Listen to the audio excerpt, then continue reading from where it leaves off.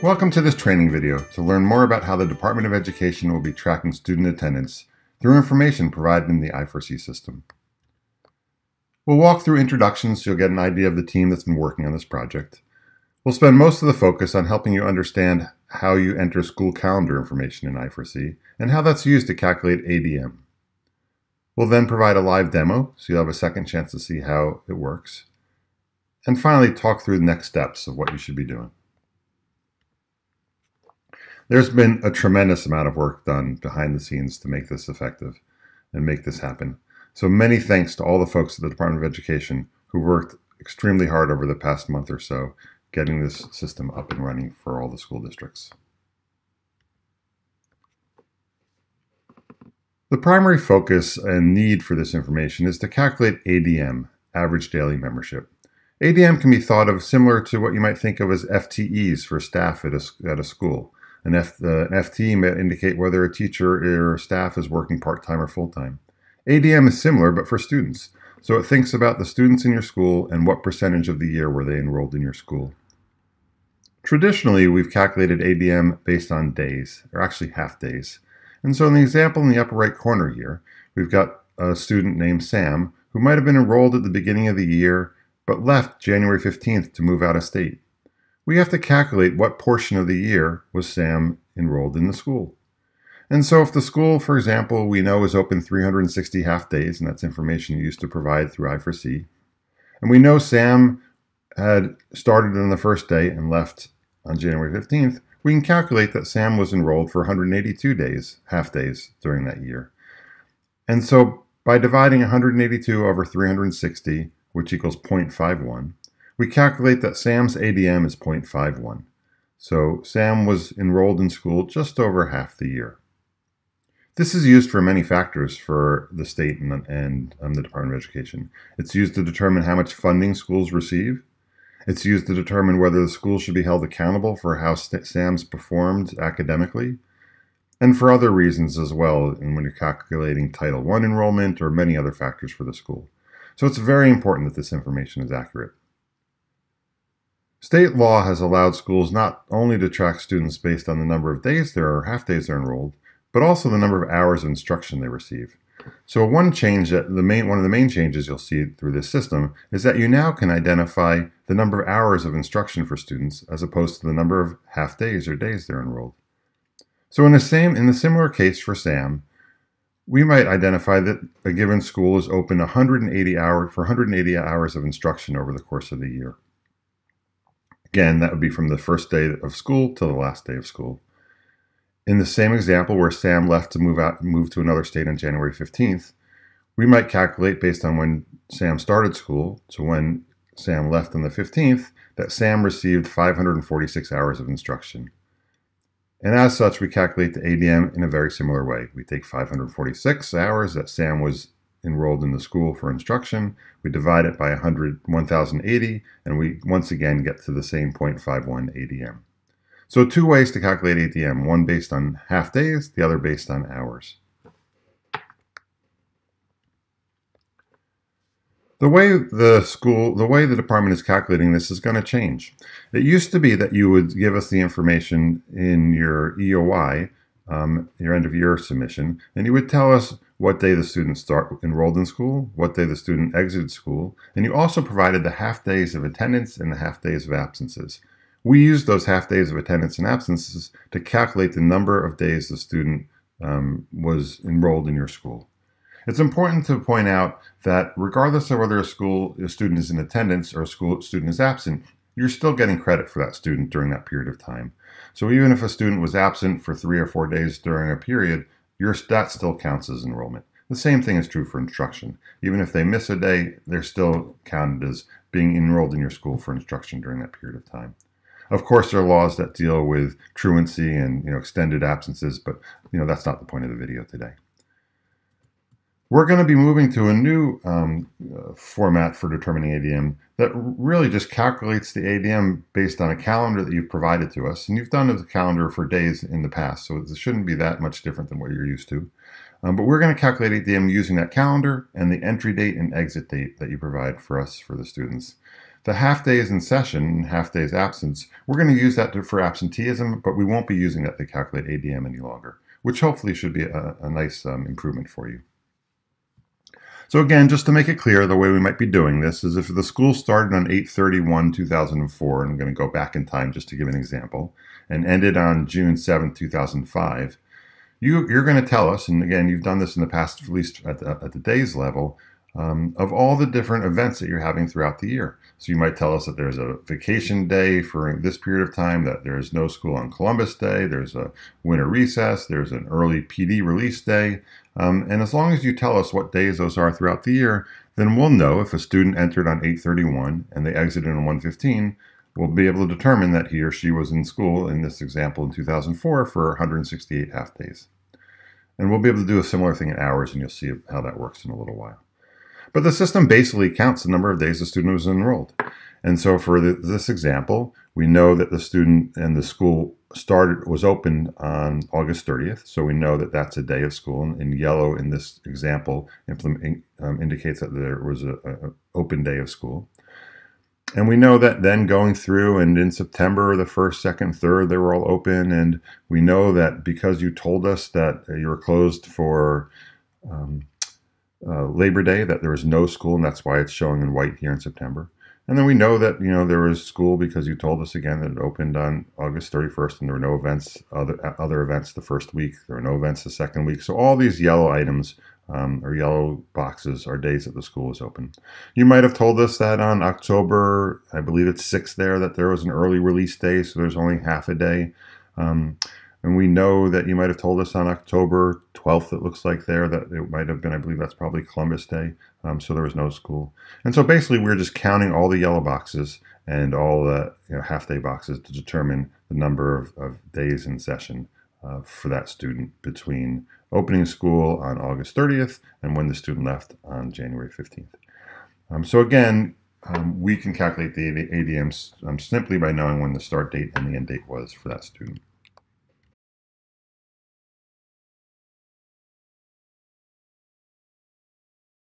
So what do you need to do? At the beginning of the year, it's going to be very important, and throughout the year, as your calendar might have changed, for you to update your school annual data. There's going to be a new option called your school calendar, and this is going to be something that you might have seen for days, but it's going to be a little bit different for hours for those of you who want to report in hours. So you'll update your calendar, and you'll keep it updated throughout the year. If you have a snow day in the middle of the year, you'll add that event to your calendar. If you change the end date of your school, you'll update the end date of your school in your calendar. And then at the end of the year, you'll submit your EOI just as you've done in the past. And one thing we'll ask you to do, which you should be doing already, is to verify your reports that identify the ADM for your students, along with all your other reports. There's going to be a new calendar report as well that you'll be able to verify. And so we'll ask that you do that. Some additional things to consider. It's going to be very important, it's going to be important that if you have a different end date for your grade 12 students, that you indicate that. If you have a different start date for kindergarten, maybe kindergarten didn't start until a week later, that you indicate the first day of kindergarten, and we'll show you how you do that. It's important that you have your EOI entry and exit dates in place in your EOI file. And of course, that's something you've been doing forever. So there's no really change in that. It's just important that they're accurate. Your EOI attendance and absences, we're going to use that as a second check, but it's not going to be a primary check for ADM any longer. And we'll be using the ratio of attendance and absences to determine your absenteeism for your school. And so even though you might report your school in hours now, even if you put half days in the EOI attendance and absences, we'll still be able to use that to determine the percent of absenteeism for a student. Okay, so let me switch over and give you a live demo now. So now we'll go to the i4see homepage, and in this example, we're logged in here as Portsmouth. You should be already familiar with the fact that under school, there's always been a school annual data tab or option. There's now a sub-menu called School Annual Calendar. You can always get to the calendar from School Annual Data. So I'm going to go to the School Annual Data, which you should be familiar with. And you can now see that there's a calendar button here. So this calendar button brings you to the same place as if you went to School Annual Calendar, and we'll see that in a minute. The first thing you need to be doing is what you've done in the past. You need to review your calendar, and you need to make sure that you've got the right minimum grade for your school and the maximum grade. You need to let us know if your kindergarten is full-time or not. You need to make sure you got the principals accurate, etc. One change you'll see here is we now have the option to specify your calendar type. And so right now we're saying that this school is going to report their annual instruction or opening in days. But you also have the ability now to change this to hours, and we'll take a look at that in just a minute. But for now, let's go ahead and let's assume that New Franklin School in Portsmouth wants to report their school calendar in days. So they leave it in days and they click on calendar. And this again should be something that you probably are familiar with, although we've updated it a little bit, so it has some additional information. You'll see at the top it shows you the total half days, and it shows you it for grade ranges. You're going to see that we've got 3 different grade ranges. We've got a grade range for kindergarten, because we know that kindergartens may have a slightly different schedule. We have a grade range for grades 1 through 6, and this has to do with legislation. There are a certain number of, especially if we're looking at hours, that we expect students to have instruction through grades 1 through 6. And then there's going to be a third bucket that's grades 7 through 12. You'll only see what applies to your school. So in this school, since in this case, we've got an elementary school that's a K to 5, we're only seeing the bucket for K and the bucket for grades 1 through 6. Again, realize that although this says 1 to 6, we know this school only goes up to grade 5. So the calendar for this school will only be used, of course, for students up through grade 5. The same thing goes with the last bucket, which we don't see here, which would be 7 through 12. We realize that for middle school, if you're filling this out, although it says 7 through 12, that might be a little bit confusing. We are, of course, only using it for the middle school grades, which might only go up to grade 8. The same thing goes with high school. We'd only be using 9 to 12. The total half days is now calculated automatically. So before, where you might have had to enter the number of half days in session, you don't do that anymore. We do that for you. What you'll have to specify is the start date and the end date. And you'll see that this should all be defaulted already for you when you first come into your system based on the calendar information you've already entered this year. And you'll have to specify the events that are happening throughout the year. Again, you should be familiar with this process: Labor Day, Columbus Day, Veterans Day, your vacation days, etc. In this example, we might find it defaulted to the school start date and end date for your entire school, but maybe in this case your kindergartners didn't start till a week later. So all we simply do is click Edit, change the start date. So instead of being 8/27, we'll see if I can do this on the fly, but it looks like 9/2 is Labor Day. That would have been next week. So why don't we'll assume that they would have started the day after Labor Day, so 9/3. And they ended on the same day. Let's assume that's the case. And what we're going to see as I save this, the total number of half days in session is going to be decreased because the system knows they started a week later. So instead of 366, we're now at 358 half days. So again, you should find that as a good benefit that the system is calculating your total half days in session for you.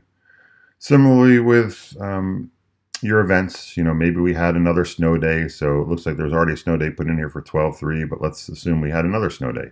You can easily add an event, enter the type of event, so we'll say this is a snow day, enter the event date, so we'll say this may be 12/4. We had a snow day 2 days in a row. Hopefully 12/4 is not a weekend, but we'll find out. And we're going to specify that school was closed. There was no school that day. And this is only for New Franklin. But you could easily say this is for all schools, and by entering this once, it would automatically populate your calendar for all your schools. So the event was added, and we can see the number of half days went down for both the grades 1 through 6 and the kindergarten school. So easy to enter events. Maybe the other thing that happened though is maybe we extended the school year because of that, because of those 2 snow days for 2 days. So let me go ahead and click Edit for here, and we'll change 6/14. I don't know if 6/14 is a Friday or not, but let's assume it's midweek. So we'll change that to the 16th, and we'll see.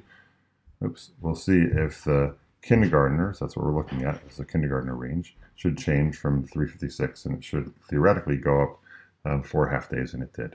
And we could do the same thing if we extended school for grades 1 through 6. So one thing that I didn't mention as we were doing this, and we should see that goes from 364 to 368, is that at the top here is the start and end date, which you have to enter. we do these for each grade range. And again, as I kind of mentioned, it might be different for kindergarten and for other grades. The events we're assuming are applicable across all grade levels.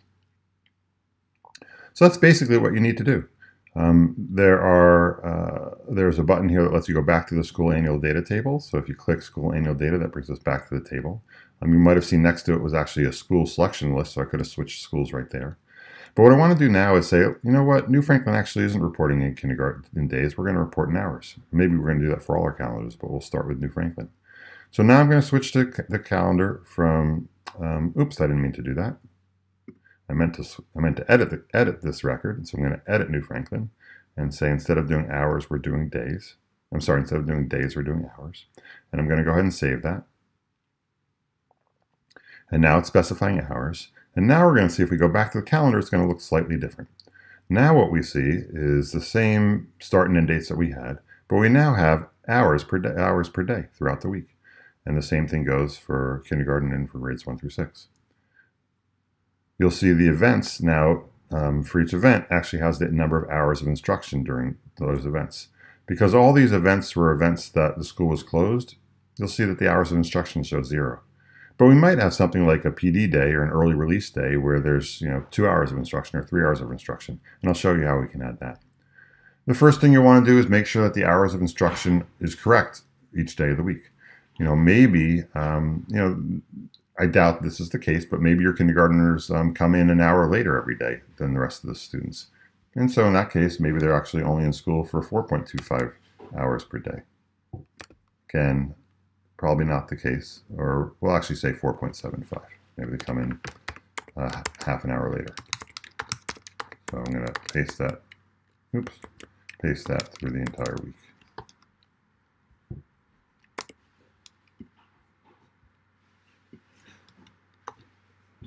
And we'll save that. What we're going to see is that the total hours of instruction for kindergarten is going to drop. It's because it's an hour less each day of the week.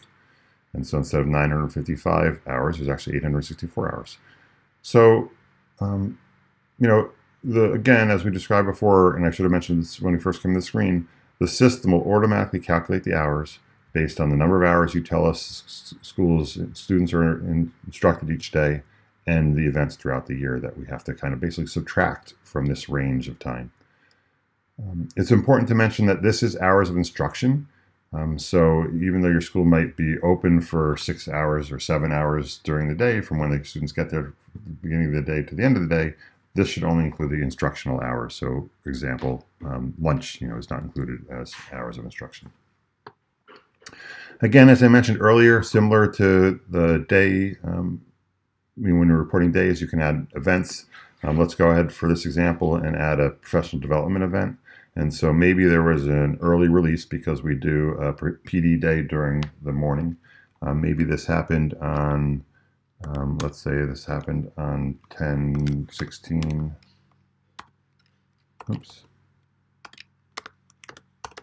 2019. And this was for both kindergarten and grade 1 through 6. They all came in that day, and perhaps kindergartners were there for 3 hours, and as was grades 1 through 6, or in this case, really, it's 1 through 5.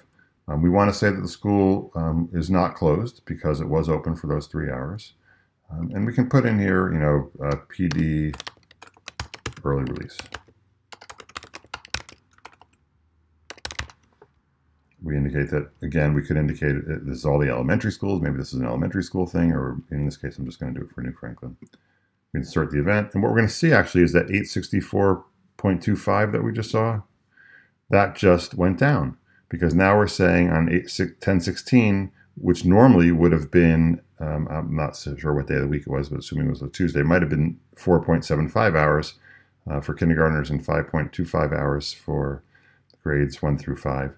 Now we're saying it was only 3 hours. And so both these total hours instruction would have been decreased to indicate that they were only in school 3 hours that day instead of the 4.75 or the 5.25. So again, fairly straightforward process. You put in the hours for events, and the system automatically calculates the total instructional hours for the students.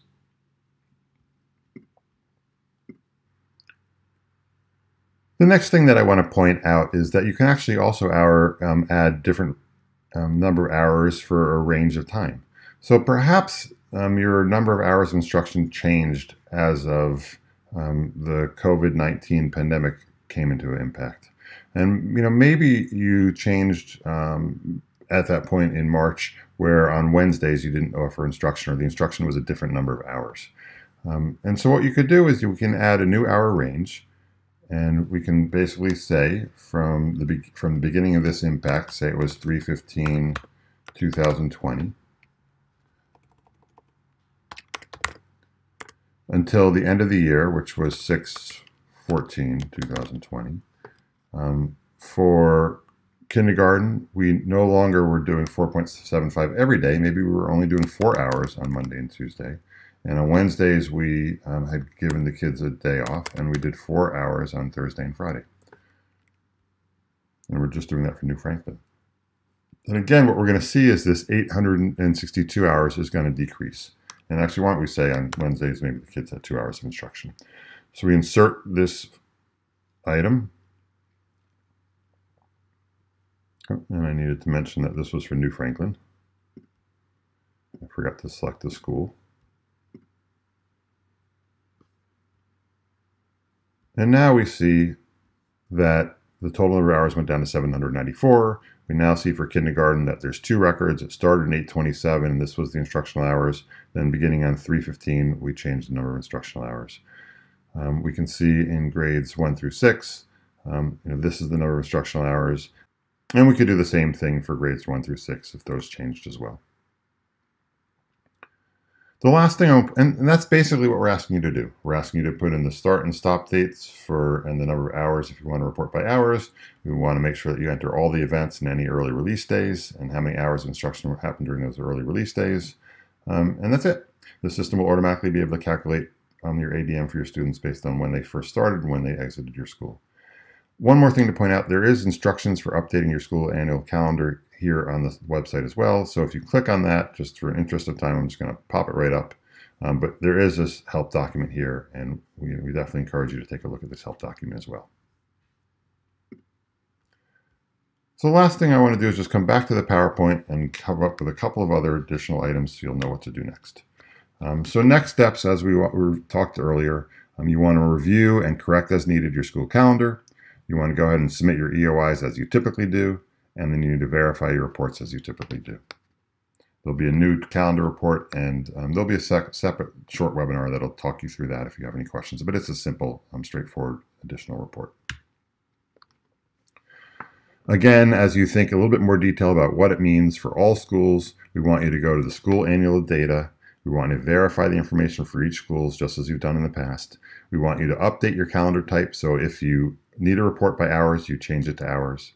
We want you to click on the calendar for each one of those schools and make sure that the setup is correct. And then once you're done reviewing your calendars, there'll again be a confirmation in the i4see system as well, where you'll be able to confirm your calendars. For schools reporting by day, for the most part, everything should be correct. Your start and end dates should be correct, but make sure they are, and you want to make sure you've got the right events. If you're reporting by hours, once you switch to indicate by hours, you're going to again click on the calendar and make sure the number of hours of instruction, remember instruction, per day is correct. You want to update the hours for each date range. You'll want to add date ranges if the hours change midway through the year. And then again, you'll want to add any events or review your events to make sure if there's any hours, any differences in hours for any given day, again, snow days or early release days, etc., that you have those entered.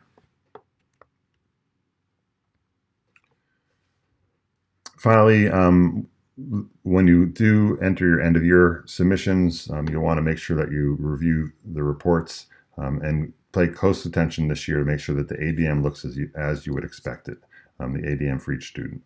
And so there are several reports. There's an ADM report that's called ADM report, including F&R. There's an EOI determination report. There's ADM by student counts, and there's also an EOI adjusted average daily membership for adequacy. These are all reports that are in your district verification reports for EOI, and you just want to pay extra close attention to those this year to make sure that the ADM looks good. And again, think of it again like you do for an FTE in a school where a teacher might be part-time. Same concept for students. You want to make sure a student who was there all year should have one full ADM. A student who might have departed, halfway through the year, that their ADM looks appropriate. And there's also on the state reports a report that you should be familiar with. It's the one SACID too many days. This is just to make sure that if you report a student enrolled from from September through January, and another school district reports the same student enrolled for a period of time, that you're not both claiming the student for a similar period of time that's causing the student to be enrolled in the state more than a full ADM. So you want to make sure you review that. Finally, we don't want you to struggle. Please, look for these help documents. Reach out to us if you need it. As I mentioned earlier, again, there's a help document right on the website itself, on the calendar site, that you can submit a help desk ticket anytime if you've got a question. Please contact your own i4see coordinators. Many of you may be i4see coordinators watching this, but for those of you who aren't, they're another resource within your school district. And then finally, you can call us for additional help as well. But please don't struggle. So with that, thank you for watching this video. We hope it was helpful. And again, please reach out to us. Take care.